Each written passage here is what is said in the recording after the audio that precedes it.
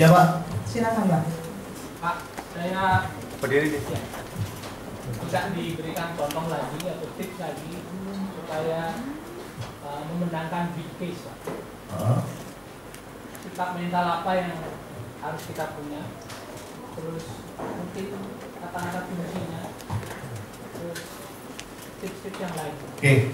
Kalau kita mau closing big case, pertama Anda harus punya laptop. Ya, karena orang big case biasanya justru sekali datang closing.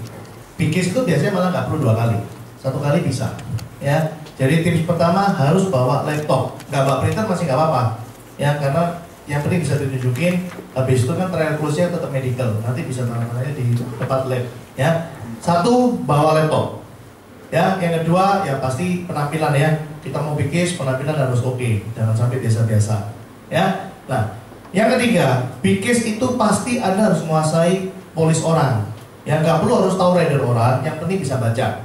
Teman-teman, polis itu dicetak memang sengaja dipakai bahasa yang sangat mudah. Artinya kebanyakan bahasa yang dipakai itu ya bahasa Inggris aja.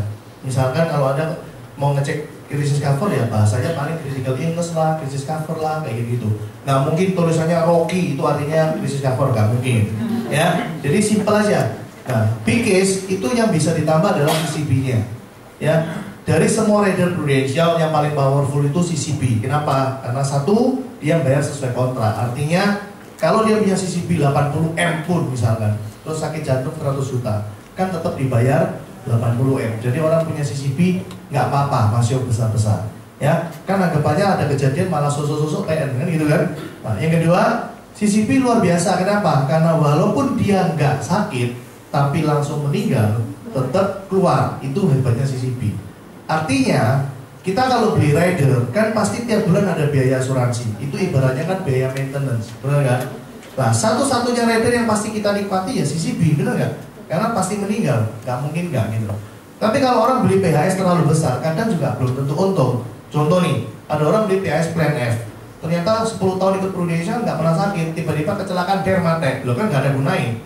Nah, itu contoh ya. Tapi kalau CCP kan pasti. Nah, itu luar biasa CCP. Nah, ketika Anda mau closing big case, ketika beda polis, yang harus dilihat adalah polis ini CCP-nya berapa. Ya, belum punya ataupun berapa, itu harus ada gali. Nah, misalkan udah ketemu 600 juta gitu ya, Anda jangan pernah punya pikiran, waduh udah besar. Pokoknya yakin berapapun angka yang Anda lihat di situ, itu kecil pasti. Ya, kecil menurut dia. Nah, besar kan menurut kamu, tapi kecil menurut nasabah. Ya, jadi tinggal Anda tanya balik. So, Pak, Bu, gitu ya. Ini kan sudah saya review semua. Nah, ini ada 600 juta CCP. Anda tinggal tanya. Menurut Bapak kalau hari ini ada orang kena kanker, kena stroke, 600 juta cukup nggak? Nah, Anda kalau cukup besar, Anda mesti breakdown kecil-kecil supaya dia ngerti. Coba bayangin ya Pak, orang seperti ini kan nggak mungkin ke Adiusada. Mungkin dia harus ke Singapura. Atau bahkan mungkin ke Amerika. Perginya nggak mungkin sendirian, pasti bawa pendamping. Tidurnya nggak mungkin di rumah sakit, pasti di hotel, ya kan? Habis di sana pulang pasti pengen sembuh dong, bener nggak? Tapi kan namanya orang sembuh dari mantan kanker, mantan stroke, gimana mau sembuh, bener ya? Pasti kan kerja jadi menurun, income pasti drop juga. Satu sisi biaya pasti naik. Katakanlah gini dulu orang sebelum sakit, income segini, biaya segini. Tapi kebalikan, begitu orang habis sakit kritis, income segini, biayanya segini kan pasti, bener ya? Karena kan dia harus nopang sisa hidupnya itu. Nah, bayangkan CCP itu sebagai alat untuk selisihnya topangan ini loh. Kan pasti ada perubahan hidup. Nah, itu fungsi CCP. Nah, Anda bisa ngomong ke nasabah. Ya, itu cara closing big case. Jadi, Anda datang harus pasti survei polis. Nggak mungkin Anda datang pura-pura presentasi, jarang. Big case pasti dia sudah punya polis. Gitu. Jadi, pertama datangnya ya, kalau saya urut ya, sorry tadi nggak urut. Anda langsung ngomong, Pak, sudah punya berapa polis aja selama ini. Jadi langsung ditantang. Bukan Pak, saya dari Prudential minta waktu. Enggak, wes. Pak, sampai hari ini sudah punya berapa polis? Waduh, sudah banyak. Oh iya, berapa Pak? 18. Wah, luar biasa Pak ya. Pak, ingat isinya apa aja? Nah, dia pasti lupa. Nah, kalau udah lupa, Anda tinggal kreatif gimana caranya buka polis. Ada beberapa nasabah kadang sungkan, nggak usah, nggak apa-apa. Ya Anda ngomong aja, Pak, jangan khawatir Pak. Saya pasti nggak nawarin Anda lagi. Karena sudah 18 kan sudah banyak. Cuman saya nggak mau Bapak ribut di belakang sama orang asuransi. Loh, Bapak nggak tahu isinya gimana, Bapak mau klaim, bener nggak? Pak, saya bantu bacain aja kok, jangan khawatir. Ya udah, pokoknya Anda bisa buka gitu. Nah, setelah buka semua yang tadi saya ngomong loh. Yang tadi saya urut tuh, Pak, menurut Bapak saya bisa meninggal nggak ya? Mulai dari situ urutannya. Ya, jadi akhirnya dia paham gitu loh bahwa orang itu yang paling ditakuti kalau sakit. Bener kan? Nah, setelah Anda bawa laptop tunjukin semua, biasanya orang pasti pertama kali kaget lihat preminya. Ingat ya, kalau mau bikis nggak main premi, main berapa yang Bapak mau jaga. Lain loh, kalau kita closing biasa kan biasa ngomong begini, Pak, ada budget berapa yang bisa disisihkan, saya atur yang terbaik. Tapi kalau closing bikis, Pak mau dijaga berapa asetnya, lain kan nggak ngomongin premi gitu loh. Mungkin dia ngomong, coba sih 10 M misalnya gitu, ya sudah, bikin aja UP-nya sepertiga, CCP-nya 3 kali. Ya, habis itu keluar preminya, misalkan nih, premi bisa ditebak kok teman-teman. Orang kalau udah tua banget, 60-an, premi itu kurang lebih 10 tahun dia bayar, itu CCP-nya dia, terus gitu aja. Gampang kan? Contoh misalkan, dia mau 5M misalkan ya, berarti anggapan 10 tahunnya 5M, berarti 1 tahun kan 500 juta. Berarti kan kurang lebih dia nabung 45-40 jutaan. Nah, udah pasti kebayang itu, coba bikin anak pas segituan. Ya, kalau makin tua perbandingannya kurang lebih 10 tahun sama CCP sama. Kalau kurang lebih masih 40-an ya lebih murah, misalkan gini, 40 juta per bulan, berarti 10 tahun kan 4,8. Umur 40-an ya mungkin bisa dapat 6M, lebih besar. Tapi kalau dia ikutnya 35-an umurnya, ikut 40 juta per bulan, 10 tahun kan 4,8, mungkin bisa dapat 8M, bisa lebih gede lagi gitu ya. Tapi kalau sudah 60 ya pasti podo, 40 1 tahun 480, 10 tahun kan 4,8M. Ya udah paling CCP-nya 4M. Ngerti ya? Udah bisa dikira-kira gitu loh. Berapa nanti jatuhnya dia. Ya, jadi ketika Anda mau nembak, Anda harus bisa mikir dulu. Orang ini paling kekuatannya 25 juta. Ya, setengah jauh kamu nembak aja di angka 30 dulu. 30 berarti setahun 310, 310 berarti 10 tahun 3,6. Ya, kita tanya aja, Cik, yang paling dijaga 3M. Nah, berarti kan kita udah bayangin nih. Paling nanti kita bikin proposalnya 30 jutaan gitu. Nah, tadi ya coba lihat misalnya gitu ya. Ya sudah bikin pasti jadinya 30 juta per bulan. Nah, padahal kita tahu kemampuannya 25. Ya memang bikin gede sedikit. Ya nanti habis dia lihat, dia pasti komplain. Wih gede nih pasti gitu kan. Nah, kalau udah komplain gede nih, berarti kan seharusnya ini closing. Teman-teman beda loh kalau dia nggak minat nggak mau ditunjukin. Kalau dia ngomong cek gede nih itu closing, tapi ojo segini kan gitu kan. Ya, kita cermati kalimatnya dia. Nah, akhirnya kita tinggal tunjukin. Oh, Ci, ini loh, 30 sebulan setahun 360. Tadi nabung 10 kali sambil ditunjuk ya di laptop. Ini uangnya sama sih Ci besok. Nah, suruh dia jawab. Supaya dia sadar bahwa apa yang dia keluar itu kembali ke dia. Lain loh ya, bukan kamu ngomongin loh. Kalau kamu ngomongin nih, Ci, ini kan 3,6 kan duitnya tadi lain. Orang dengar belum tentu benar no. Ya, tapi kalau dia bisa jawab, berarti dia benar-benar menyimak. Makanya saya tanya, Cik, ini besok uang sama? Tanyain. Ya, dia pasti biasanya tanya gini, pasti keluar Pak. Nah, biasanya gitu. Ya, sudah kita tinggal ngomong, Cik, ini kan ilustrasi rata-rata 15. Kita sudah jalani 12 tahun, rata-rata kita 20% lebih. Nah, kalau aslinya 20 janji 15, kira-kira keluar kok enggak loh, Cik? Ya, keluar lah, Cik. Nah, gitu ya. Balik lagi, Cik, tapi gara-gara nabung segini, Cik sudah bisa jaga 3M loh, Cik. Ngerti ya? Nah, kita pancingnya di situ, kalau Cik jaga 3M kan lumayan. Nah, sekarang Cik milih mana? Mulai hari ini nabung 30 jutaan, atau akhirnya balik lagi, atau Cik tunda, suatu hari moro-moro kehilangan 3M. Milih mana sih? Boleh aku yang milih 30 per bulan mau Cik Isa. Nah, nanti kan akhirnya paling nego-nego premi, ya mungkin closing di 20 lah, 15 lah, kayak gitu. Ya, ada banyak orang harusnya ketemu pasar yang bisa di closing bikis, tapi karena nggak bisa ilmu ini, nggak bisa bikis. Ngerti ya? Sebenarnya orang bisa closing bikis itu paling dominan adalah yang paling penting kesempatan bisa ketemu orang bikisnya. Ya, punya skill kayak gini tapi nggak pernah ada pasar yang bikis ya percuma kan? Bener ya? Nah harapan saya Anda punya pasar itu gitu. Saya kasih skill kayak gini bisa di closing. Ya, nah kalau sudah oke semua, jangan kakek pola, tanya lagi, Pak ada yang mau ditanyain, nggak perlu, ya langsung aja ditantang, Pak besok kebetulan saya jam 8 kantor orang di klinik terus, saya jemput sekalian atau langsung ketemu sana. Nah itu coba berani yang mengucap kayak gitu, berani yang itu sepele, tapi wabot dikeluarkan dari mulut gitu ya, itu susah, saya ngerti, kan saya dulu juga agent, tapi coba berani yang ngomong, Pak saya besok jam 8 kantor orang ke klinik terus. Bapak mau saya jemput atau langsung ketemu? Anda nanti bisa kaget dengan jawaban dia. Kadang dia bisa ngomong gini, waduh jangan besok, saya besok repot. Coba minggu depan loh, beres langsung closing. Itu sering loh, kayak gitu bunyinya. Ya, atau mungkin bunyinya yang negatif gini, sebentar jangan disusul. Saya mesti mikir dulu, kayak gitu kan. Nah kalau mikir dulu ya pakai cara yang saya tadi, Pak jelas nggak, bagus nggak, oh berarti pasti nggak, ngerti ya? Mari seperti gitu. Ya, dijawab ya Pak? Ya. Ya, oke. Oke, pertanyaan kedua, ya. Saya kan masih baru, terus masih gimana butuh saran gitu Pak. Selama ini memang setiap hari itu selalu belajar presentasi, terus udah buat janji. Nah waktu ketemu janji kok kebanyakan cerita, kebanyakan type ID sama calon prospek. Nah akhirnya saya yang awalnya mau prospek akhirnya ketahan Pak. Terus jadinya sekedar cerita saja, kan kendala saya memang di sana terus Pak. Jadi menurut saran Bapak gimana Pak? Kamu sudah tahu sendiri siapa nih? Kamu bilang kebanyakan cerita, kebanyakan fact finding. Berarti lain kali jangan banyak-banyak, itu aja lah. Tapi sudah benar, kamu udah cerita udah benar. Cuman mungkin ending ceritanya kamu nggak benar. Jadi habis cerita, kamu biasanya tanya, Pak bagus nggak? Tanya gitu aja loh. Dicoba. Ya harusnya bilang apa? Bagus, ya kan? Nah habis dia bilang bagus, terus dia bilang berarti Bapak mau ya nabung di kita? Itu aja loh. Kalau dia misalkan, oh enggak, nah kalau enggak berarti kan ada pertanyaan. Masuk langsung ke sesi handling objection. Pak boleh tahu nggak kenapa Bapak nggak mau?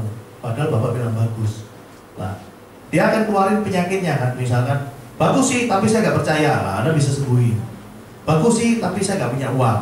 Nah kita bisa sembuh juga, misalkan loh Pak memang mau nabung berapa kok ngomong nggak punya uang. Ini kan cuma punya kecil-kecilan aja. Makanya kita kalau presentasi harus disesuaikan ya. Jangan terlalu besar, jangan terlalu kecil, tapi harus pas dan digedein dikit. Misalkan, saya yakin orang ini bisa nampung 3 juta. Ya, saya sengaja ngomongnya 5 juta. Supaya kalau misalkan dia ngomong, bagus sih, tapi duitnya siapa gitu ya. Nah, kita bisa ngomong, Pak ini tadi 5 juta kan ilustrasi kok, bukan yang sebenarnya. Bapak mau nabung di bawahnya juga boleh. Gimana Pak? Saya atur 3 juta, oke nggak? Nah, jadi mulai tawar-tawaran langsung. Ngerti ya? Jadi harus di angka yang pas. Kalau orangnya kaya, kamu ngomong angka kecil, jadi salah juga. Kenapa? Karena benefitnya jadi kelihatan kecil. Jadi, menurut dia nggak worth it buat apa? Nggak ono rosoi. Ya, jadi ketika angka presentasi mau dibikin, itu harus disesuaikan. Berapa dia bisanya naikin dikit. Ya, tujuannya untuk hindari uangnya siapa gitu tadi. Ya, tapi kalau yang di luar uangnya siapa, paling kan cuma masalah objection. Misalkan klaimnya susah, klaimnya bulat, saldo hilang, nggak balik, nah itu Anda bisa jawab. Ya kan gampangan itu di kelas HO kan ada. Kayak gitu. Ya harus berani, jangan cuma cerita toh jadi presenter kamu boleh cerita. Ya harus berani, jadi habis cerita tujuannya cerita terima data. Ya nama lengkap, tanggal lahir 5, nama lengkap, tanggal lahir, kerjaan apa, ngerokok apa enggak, nabungnya mau berapa. Nah itu Anda terus ceritakan ke leader. Nanti leader kasih proposal, nah, Anda diajari cara baca. Nanti Anda maju lagi, ya, step by step, ya step by step. Mungkin kalau saya lihat kasusmu ya, kalau kamu sudah rajin sebenarnya aktivitas, mungkin masalahmu adalah kamu nggak rajin konsultasi. Ya harusnya diimbangi. Jadi di activity sama konsultasi. Leadermu siapa? Ibu sama? Yenti. Oh. Harusnya bisa sering ya. Jadi kita kalau mau sukses di Prudential ya, agent baru, tips buat Anda itu cuma 3 ya. Tips Anda cuma 3. Ini kalau Anda benar-benar lakukan pasti berhasil. Pertama, Anda harus tiap hari activity. Jangan bolong. Sekali bolong berat. Kenapa? Pertama, beratnya itu di semangatmu ya. Kamu untuk memulai lagi rajin itu susah. Serius, ritme di Prudential itu anehnya kayak gitu. Ya karena ini bisnis gak ada bos. Bisnis gak ada punishmentnya, bisnis gak ada rambu-rambunya, seakan modelmu kan. Nah, akhirnya kan jadi susah kalau Anda nggak terbiasa untuk activity. Yang kedua, setiap Anda mau ketemu prospekan atau pulang dari prospekan, usahakan telepon leadermu. Kenapa? Ketika Anda mau maju, telepon leader dulu, itu tujuannya ada di briefing singkat. Kamu nanti keluar mau jurus ini, misalnya kayak gitu ya. Jadi Anda terarah, kan kadang kita bingung ya, ketemu ini ngomong apa dulu nanti ya, benar nggak? Nah, Anda telepon leader dulu. CNT, ini nasabahku nih, koncoku umur sekian. kantornya gini, ya kurang lebih income-nya segini, aku nanti cerita apa ya? Nah, ya dia pasti tanya, udah punya anak nggak dia? Nah, pasti ditanya gitu, oh kamu nanti cerita rekening ini aja, kamu nanti galian dari sini, nah, dia pasti ngajari. Habis pulang, kamu telepon lagi, Yeti tadi saya udah ngomong kayak gini, dia jawab kayak gini, saya jawab kayak gini, terus dia ngomong gini, saya ngomong kayak gini, gimana? Nah, nanti dia akan benerin, lain kali kamu jangan ngomong kayak gini, ntar kalau dia gini, lu ngomong gini loh, lu ngapain ngomong gini, lu mestinya gini lah, ngerti ya? Ini kalau dilakukan setiap hari, saya yakin seminggu kamu udah gak butuh telepon Yeti lagi, karena udah pasti jawabannya itu lagi. Nah, saya masih ingat dulu Elizabeth kayak gitu sama saya, ya mau masuk telepon, pulang telepon, udah bergenang, tapi akhirnya startup jadi hebat, ya pasti kayak gitu sampai suatu hari leadernya ngomong gini loh, wes bener, nah wes ya bener, nah ya bener, wes gak perlu telepon, nanti ya. Memang itu tipsnya, simple, nggak akan ganggu leader lama, paling seminggu tuh selesai, ya. Tapi masalahnya agent banyak yang nggak melakukan nomor 2 ini, ya, nggak tahu pelit handphone, tahu apa, nggak ngerti gitu, ya. Padahal kan sekarang pulsa murah. Dan yang ketiga, Anda harus datang meeting tim setiap minggu. Saya yakin leader pasti ada meeting tim. Jangan sampai bolos. Kenapa? Karena ketika Anda meeting tim, sebenarnya Anda ketemu dengan spirit yang sama, ya. Semua yang hadir di meeting pasti positif. Nah, Anda harus ikut meeting. Minimal lah ya, walaupun kamu wis pinter closing, wis hebat lah ya. Kenapa kok tetap harus datang meeting tim? Minimal kamu belajar gimana caranya mimpin meeting tim. Kan besok jadi leader kan? Nah, Anda belajar dari sosok leadermu sendiri. Jadi nanti duplikasi lagi. Karena ada banyak kenyataan, orang begitu jadi leader, kayak so meeting. Kenapa? Karena dulu waktu meeting tim jarang datang, bener kan? Nah, makanya mulai sekarang dirintis. Ya, 3 tips aja. Tiap hari activity, tiap hari konsultasi sama meeting tim datang terus. Itu aja. Pasti kamu berhasil. Ya, jadi pertahankan. Nah, Yeti juga harus tahu, leader harus tahu. Kalau anaknya sudah rajin kayak gini tapi nggak kesentuh kan sayang. Nanti malah hilang. Ya. Apa sih Yeti kalau telepon di reject terus ya? Mungkin Yeti dredeg, kamu berondong dia dredeg. Mungkin Yeti nggak siap, dia nggak siap dapat agent berondong. Oke, pertanyaan terakhir. Ya, itu ibu yang pakai jilbab. Ya Bu. Ya. Pak, saya mau nanya, kebetulan di lapangan, saya agen baru, jadi ada ketika saya masuk suatu calon nasabah ke keluarganya, ternyata memang sudah punya polis prudensial dan satu family itu dipegang oleh seorang agen yang jelas saya nggak kenal gitu. Terus saya minta tips sama Bapak bagaimana menghadapi seperti ini. Saya tetap maju karena juga keluarga itu juga welcome sama saya. Tapi dia sudah punya agen apa itu namanya, agen keluarga mereka ini kan, jadi mereka tetap welcome sama saya, tetap memberikan data, tapi gimana caranya bisa closing dan dia memuji prudensial, agen yang lama itu baik begini gitu. Jadi gimana tips Bapak supaya saya bisa closing juga, bisa masuk juga di keluarga itu dan bisa mereka percaya punya 2 agen gitu. Oh, kalau masalah ibu ini cukup klasik ya. Jadi bisa ada banyak jawaban, tapi yang saya ngomong yang sebenarnya ya, justru sebenarnya ini loh kelebihannya kita di bisnis prudensial. Satu kali keluarga jadi nasabah kita, selamanya dia akan jadi nasabah kita. Reselling pun akan tetap di kita. Makanya Anda kalau waktu jadi agent, cepet-cepet toh banyak punya closingan. Tujuannya apa? Besok kalau sudah jadi leader, Anda nggak usah bingung cari omset. Kalau mau cari omset ya tinggal gali nasabah yang lama. Nah, itu memang hebatnya bisnis ini. Jadi nggak perlu cari new client untuk omset, tapi cari aja existing client terus. Nah, itu hebatnya. Jadi dalam hal ini kalau memang peran si agent lama itu udah sangat bagus, memang susah kita bisa masukin, benar nggak? Bahkan kalau Anda misalkan dengan kreativitasmu bisa mancing sebuah presentasi yang menarik, Anda pulang dia pasti telepon si agent lama. Tadi ada agent kesini loh, dia presentasi tentang jaga aset ini apa? Aku nggak ngerti. Nah, agent yang lama langsung datang closing CCP malah. Itu pasti kayak gitu. Nah, saya bukan mengecilkan ibu nggak bisa terus ya. Ini saya ngomong dulu positifnya justru di sana. Berarti kan artinya kalau kita hari ini sudah punya klien, Anda nggak usah khawatir, klien itu akan setia sama kita selama Anda juga memang tunjukin servis yang baik. Misalkan klaimnya Anda cepat bantu tangkap. Setiap dia telepon Anda mesti angkat. Makanya saya paling benci telepon agent, telepon leader pas di jam normal mungkin off atau apa, itu udah nggak bener. Harusnya Anda nyala terus, kecuali malam hari waktunya tidur ya nggak salah kan kalau off. Ya, nah yang kedua, Anda mungkin bisa masukin kalau memang yang sana hubungannya nggak bagus atau sana bagus tapi dia juga suka dengan ibu. Ya, kalau dia suka dengan ibu, beda lagi ceritanya. Kita tinggal ngomong, Ci, saya tahu agent kita Ci yang sana kan sangat bagus, ya kan? Tapi Ci, kan nggak ada salahnya Ci pakai 2 agent. Kenapa? Siapa tahu Ci, ya pas ada masalah kesehatan, yang agent lama lagi liburan. Nah, kan saya bisa bantu juga. Tapi kalau misalkan Ci, yang agent lama lagi liburan, terus Ci minta bantu saya, oh saya pasti tetap bantu Ci. Saya cuma bisa bantu kirim toh, saya nggak bisa bantu follow up. Nah, tapi kalau Ci pernah buka case di saya berhak juga bantu case Ci yang di situ. Gitu ya. Tapi kalau nggak buka sama sekali saya nggak bisa bantu. Ci, bagi-bagi dikit lah nggak masalah Ci. Kan yang penting apa? Sama-sama prudensialnya. Nah, cuman itu aja usaha kita bisa lakukan. Lebihnya ya tergantung doa dan puasamu aja. Mau yang apa lagi? Ya, karena kalau dibalik Anda yang jadi agent lama, bukankah loyalitas si nasabah yang Anda mau gitu loh, bener nggak? Sama sebaliknya gitu. Jadi kalau misalkan si agent lama itu brengsek, nggak pernah servis bagus lah, ini celah untuk kita bisa masukin. Ya, tapi kalau udah bagus, wah ya memang susah, gitu ya. Tapi nggak ada salahnya lah, ibu tetap deketin aja kan, karena orang beli itu dari hati. Ya, orang beli itu karena dia suka sama ibu.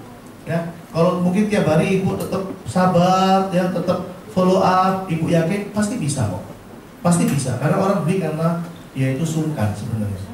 Ya, sungkannya tapi sungkan beralasan.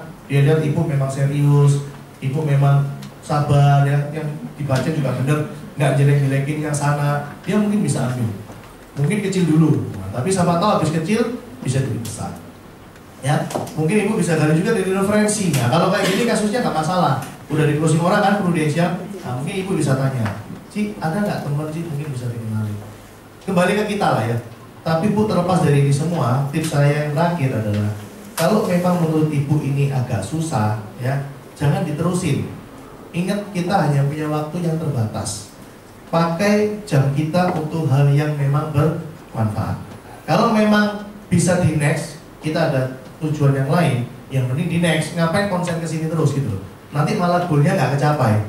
Ya, jadi kita kan bikin goal setting nih. Orang-orang yang mau kita tuju untuk bisa capai ke New York lah, ke UM lah ya.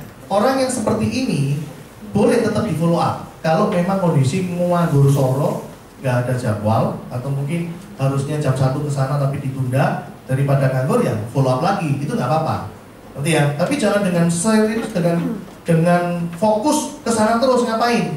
Bawa waktu. Mending cari yang lain juga. Ya, mungkin dengan prestasinya ibu dapat start club lah, dapat start club masuk ke koran ya. Si orang ini kan akhirnya lihat, wih, hebat juga ibu ini ya. Ternyata prestasi lah. Mungkin waktu ibu datang lagi, dia mulai tergerak mau ikut sama ibu. Bisa jadi. Ya, orang kan juga lihat di situ juga kan. Nah, makanya teman-teman Anda harus prestasi. Kenapa? Karena Anda masuk koran itu ada gunanya. Ya, jangan sampai masuk korannya surat membaca. Keluar nasabah, namanya Rocky sih buat Ciloko. Ya, oke teman-teman ya. Waktunya terbatas. Kita kabar-kabar lagi. Sukses semua buat Anda. Selamat pagi.